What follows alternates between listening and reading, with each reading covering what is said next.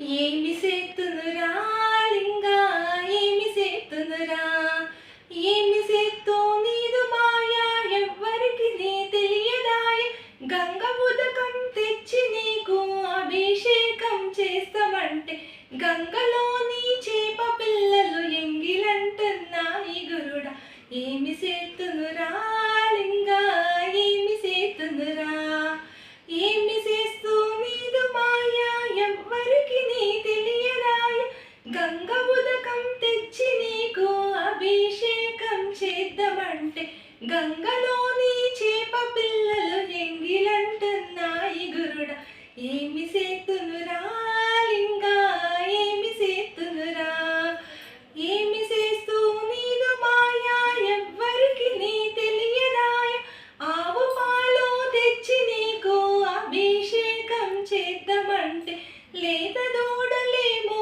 ఎంగిలంటున్నాయి గురుడా ఏమి చేస్తునురా లింగా ఏమి చేస్తునురా ఏమి చేస్తూ నీదు మాయా ఎవ్వరికి నీ తెలియదాయ ఆవు పాలు తెచ్చి నీకు అభిషేకం చేద్దామంటే లేత దూడలేమో ఎంగిలంటున్నాయి గురుడా ఏమి సేతునురా లింగా ఏమి సేతునురా ఏమి సేత్తు నీదు మాయా ఎవ్వరికి నీ తెలియదాయ తుమ్మ పూలు తెచ్చి నీకు అభిషేకం చేద్దామంటే తోటలోని తేనెటీగలు ఎంగిలంటున్నాయి గురుడా ఏమి సేతునురా లింగా ఏమి సేతునురా ఏమి సేత్తు నీదు మాయా ఎవ్వరికి నీ తెలియదాయ తుమ్మ పూలు తెచ్చి నీకు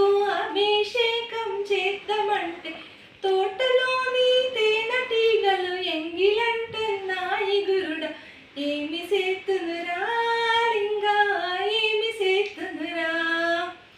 ఈ పాట నేను మా నానమ్మ దగ్గర నేర్చుకున్నానండి. ఎన్ని రోజులు మనము అమ్మమ్మ ఇంటి గురించి చెప్పుకున్నాం కదా. నానమ్మ దగ్గర నేర్చుకున్నాను అంటే నానమ్మ కూర్చోపెట్టి నేర్పించిందని కాదండోయ్. అప్పట్లో పూర్వంలో మా నానమ్మ వాళ్ళు వీళ్ళంతా జనరల్గా 3:30-4 లేచేసేవాళ్ళండి. పావు తక్క 8 ఆర్ 8:30 మొత్తం ఇంటి పనులు. అప్పట్లో పని వాళ్ళు కూడా ఉండేవాళ్ళు కాదు, వాషింగ్ మిషన్స్ లేవు. సో బట్టలు, గిన్నెలు, వంట, ఇల్లు క్లీన్ చేసుకోవడం ఇవన్నీ మార్నింగ్ 8-8:30 వరకు అంతా అయిపోయాయి అనమాట. ఆ తర్వాత నుంచి ఊరికే ఉండకుండా ఈ వత్తులు చేసుకోవడం, దోస గింజలు ఒలుచుకోవడం, గుమ్మడి పలుకులు ఒలుచుకోవడం, ఇట్లాంటి ఏదైనా పిండికి కావాల్సిన సామాగ్రి ఏర్పాటు చేసుకోవడం, ఇలా చేసుకుంటూ మా నాన్నమ్మ ఏంటంటే ఇలా దేవుడి శ్లోకాలు, పాటలను పాడుతూ చేసుకునేదన్నమాట పని. అలా నేను అవి వింటూ నేర్చుకున్నాను. అప్పుడు నాకు 2nd క్లాస్ అనమాట. సో హాలిడేస్కి ఎప్పుడన్నా కొన్ని రోజులు వెళ్ళినప్పుడు ఇలా మా నాన్నమ్మ పాడుతుంటే ఆ పాటలు విని నేర్చుకున్నాను అనమాట. కానీ ఈ పాటలో ఎంత అర్థం ఉంది చూసారా అండి. అప్పుడేదో మా నాన్నమ్మ పాడుతుంటే ఏదో బాగుంది కదా రాగంగా అనేసి విని నేర్చుకున్నాను. కానీ ఇక్కడ చూడండి, గంగ ఉదకం తెచ్చి అభిషేకం చేద్దామంటే, అంటే గంగ నీళ్ళు తెచ్చి అభిషేకం చేద్దామంటే గంగలో చేప పిల్లలు ఎక్కరిస్తున్నాయట. మేము నీటిని ఎంగిల్ చేశాము, నువ్వు నీ ఈశ్వరునికి ఎలా అభిషేకం చేస్తావు అనేసి. పోనీ ఆవు పాలు ఎంతో శ్రేష్టం కదండి. గోమాత 33 కోట్ల దేవతలు గోమాతలో ఉంటారని మనకు ప్రసిద్ధి. ఆవు పాలు తెచ్చి ఈశ్వరునికి అభిషేకం చేసుకుందామంటే లేత దూడలు మా అమ్మ పాలు మేము ఎంగిల్ చేశాము, నువ్వు ఎలా ఈశ్వరునికి అభిషేకం చేస్తావు అని విక్రించాయంట. ఇంకా పూలు, తుమ్మ పువ్వులు అండి, చిన్నగా తెల్లగా ఉంటాయి తుమ్మ పువ్వులు. ఇవి శివునికి ఎంతో ప్రీతికరం అనమాట. ఈ పువ్వులను తెచ్చి ఈశ్వరునికి అభిషేకం చేసుకుందామా అంటే తోటలో తేనెటీగలు అంటున్నాయంట, ఈ పువ్వుల్లోని తుమ్మెది అంటే హనీని మేము తీసేసుకున్నాము, ఈ ఎంగిలి పువ్వులతో నువ్వు శివునికి ఎలా అభిషేకం చేస్తావు అన్నాయంట. ఇలా పూర్వం మన పూర్వీకులు పాడే పాటల్లో చూడండి ఎంత నిజంగా అవి ఎలా ఉన్నాయి అంటే, దీంట్లో మెయిన్గా మనం నేర్చుకునేది ఏంటంటే, ఇక్కడ మనం దేవుడికి ఏం సమర్పిస్తున్నాం కదండి, భక్తితో ఎలా సమర్పిస్తున్నాము అదేనమాట. ఎందుకంటే ఈ సృష్టి మొత్తం దేవుడు సృష్టించింది. ఇందులో ప్రతిదీ భగవంతుని సృష్టి అనమాట. మళ్ళీ మనం ఆయనకి తిరిగి ఏమి ఇవ్వగలమండి? ఫర్ ఎగ్జాంపుల్, మన కిడ్స్కి ఒక ఐస్ క్రీమో లేదు ఒక లడ్డూనో కొనిచ్చామనుకోండి, దారిలో వస్తూ ఇంటికి వచ్చాక వాళ్ళు తింటున్నప్పుడు అమ్మ నువ్వు కొంచెం తిను, నాన్న నువ్వు కొంచెం పట్టు అంటే మనకు అదొక రకమైన హ్యాపీనెస్. పిల్లలు షేరింగ్ అనేసి ఆ ప్రేమానురాగాలు.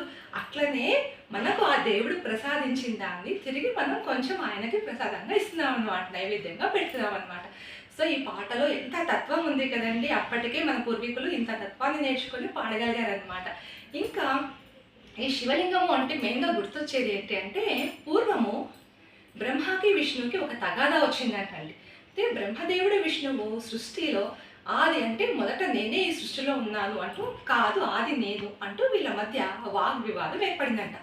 ఇది చాలా రోజులు జరుగుతున్నప్పుడు ఈశ్వరుడు ఏం చేశాడంటే అగ్నిలింగంలా వాళ్ళ ఇద్దరి మధ్య ప్రత్యక్షమయ్యాడు. ఈ అగ్నిలింగము ఎంతో పొడవుగా ఎంతో భూమి లోపలికి డెప్త్లో ఉందంట అండి. అయితే ఆ లింగంలో నుంచి ఒక ఆకాశవాణి శబ్దం లాగా ఆ లింగంలో నుంచి ఒక శబ్దం వచ్చిందంట. మీలో ఎవరు గ్రేట్ అంటే ఎవరు ముందు అని తెలుసుకోవాలి అంటే నా లింగం యొక్క ఆది ఇంకా అంతం కనుక్కున్నవారు గ్రేట్ అని ఈశ్వరుడు చెప్పాడండి. అప్పుడు విష్ణువు వరాహ అవతారం స్వీకరించి భూమిని తవ్వుకుంటూ లోపలికి వెళ్ళిపోయాడంట శివలింగం పొడవుని కొలవడానికి.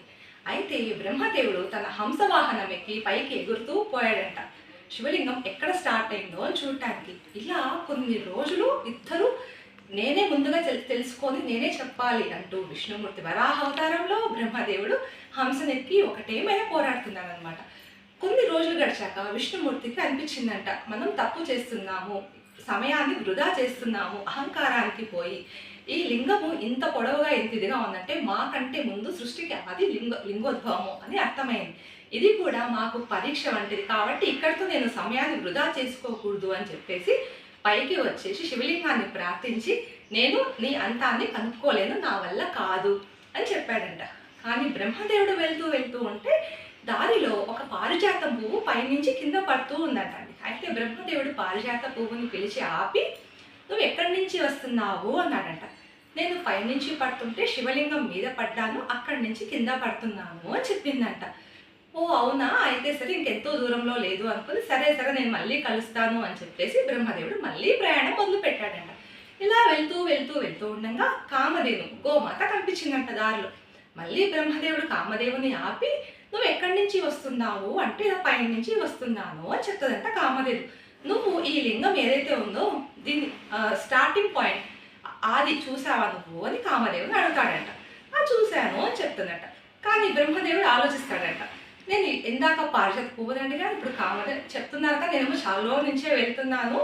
అయితే కామదేవుని బ్రహ్మదేవుడు ఒక అడుగుతాడు, నన్ను ఒక సహాయం చేస్తావా, మనం కిందికి వెళ్దాం, అక్కడ విష్ణుమూర్తి ఉంటాడు, ఆయన ముందట నేను ఈ లింగం యొక్క స్టార్టింగ్ పాయింట్ నేను చూశాను అని చెప్తాను, నువ్వు నాకు చూశాను అని వత్తాసు పలుకుతావా, సహాయం చేస్తావా అని అడిగింది సాక్షాత్తు బ్రహ్మదేవుడు. అందుకని కామధేను సరే అని ఒప్పుకుందంట. ఇద్దరు కిందికి వచ్చారు. అప్పుడు శివలింగం ఇంకా విష్ణుమూర్తి ఉన్నప్పుడు బ్రహ్మదేవుడు చెప్పాడంట, నేను ఈ శివలింగం యొక్క ఆ స్టార్టింగ్ పాయింట్ని నేను చూశాను, కావాలంటే సాక్ష్యంగా కామదేవుని అడగండి అని చెప్పాడంట. కామధేనువు అటు నిజం చెప్పలేక ఇటు అబద్ధం చెప్పలేక తలతో అవును అన్నట్టుగా తల ఊపుతూనే తన తోకతో కాదు చూడలేదు బ్రహ్మదేవుడు అని నిజాన్ని చెప్పిందంట. అప్పుడు శివుడు కామదేవుకి ఇలా అది ఎదుటివారు ఎవరైనా తప్పుని సపోర్ట్ చేయకూడదు అని చెప్పేసి కామదేవుకి అంటే ఆవుకి మహానికి ఎవరు పూజ చేయకూడదు, గోమాతకి తోక భాగంలోనే పూజ చేయాలి, వాళ్ళకి లక్ష్మీ కటాక్షం లభిస్తుంది అన్నారంట. ఆ తర్వాత బ్రహ్మదేవుడు కూడా తన తప్పును తెలుసుకున్నారు. సో బ్రహ్మ విష్ణులు వాళ్ళ వాగ్వివాదాన్ని ఆపి మహేశ్వరుని కొలిచారనమాట. ఓం నమః శివాయ.